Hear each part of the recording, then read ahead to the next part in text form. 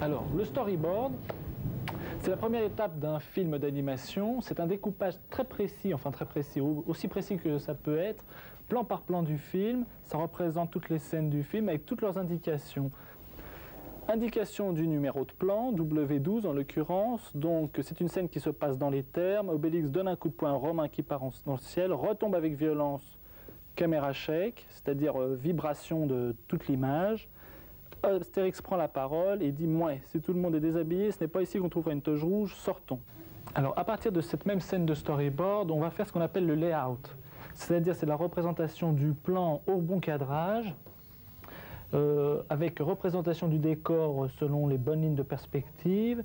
Alors l'animation est découpée par phase. Phase 1, Obélix envoie les Romains, donne un coup de poing aux Romains qui partent en l'air. Obélix et Astérix sortent. Phase 2, phase 3, une fois qu'ils sont sortis, les Romains retombent par terre avec violence. L'élément décor ira chez les décorateurs et l'animation ira chez l'animateur. Bien. Bon, bah c'est fantastique, c'est fini ça. Presque. Parfait. Michel, ce W12, comment ça va? Bah, c'est fini ça. Mais oui. Bon, ça c'est la fameuse séquence des termes alors qu'on a vu au storyboard. Michel travaille, qui est le chef décorateur du film, travaille avec le layout qu'on a vu, préparé, avec indication de lumière et ombre bien sûr, le cadrage. Et c'est donc la mise en couleur. Alors bien sûr, il doit être très précis en ce qui concerne les lignes de perspective sur lesquelles doivent se déplacer les personnages. Et nous discutons ensemble de l'harmonie générale. Pour tout un village, il faut en faire au moins un tonneau. J'ai besoin de beaucoup de choses. Je vais t'aider.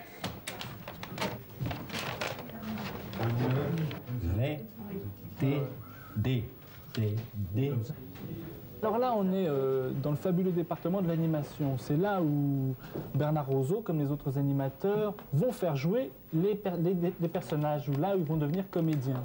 C'est-à-dire que là où on dépasse la bande dessinée, c'est que les personnages sont considérés comme des acteurs et c'est tout le talent de l'animateur de leur donner le jeu qu'on veut qu'ils aient.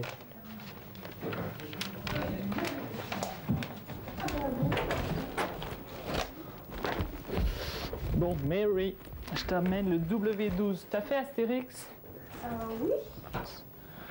Très bien, pas de problème. Alors, en ce moment, je suis avec Mary au département de la couleur.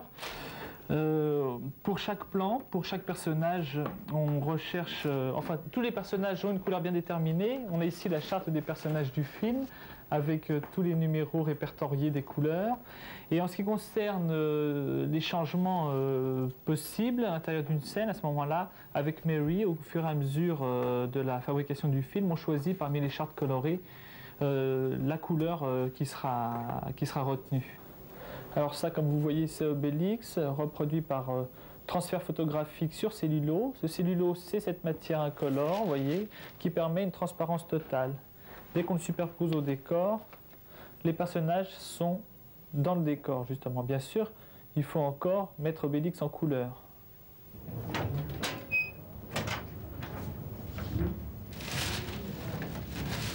Alors nous voici donc au banc titre, où tous les éléments de l'animation se retrouvent, avec le décor que l'on connaît bien, des termes.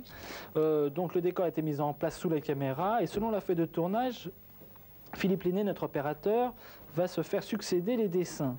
En prenant chaque dessin, il prendra une photo de chaque dessin, donc, et chaque dessin sera impressionné 1/24e de seconde. C'est la succession de tous ces dessins qui donnera l'illusion du mouvement, lorsque la pellicule défilera à la vitesse de 24 images secondes. C'est là où on s'aperçoit de la succession des dessins. Le dessin que je vous disais sur le banc de titre qui était tout à fait étrange, le voilà. Hein, j'ai fait un arrêt sur image là, mais ce même dessin, si je reviens en arrière et que je passe à vitesse normale, vous ne le voyez pas. De toute façon, à première vue, Seulement, il a contribué à la violence du coup. Mais toi, le con, t'as rien demandé. Dis, Astérix, ce sont pas des amis? sûrement pas. Bon. De toute façon, à première vue, je n'aperçois ici aucune tache blanche. Sors.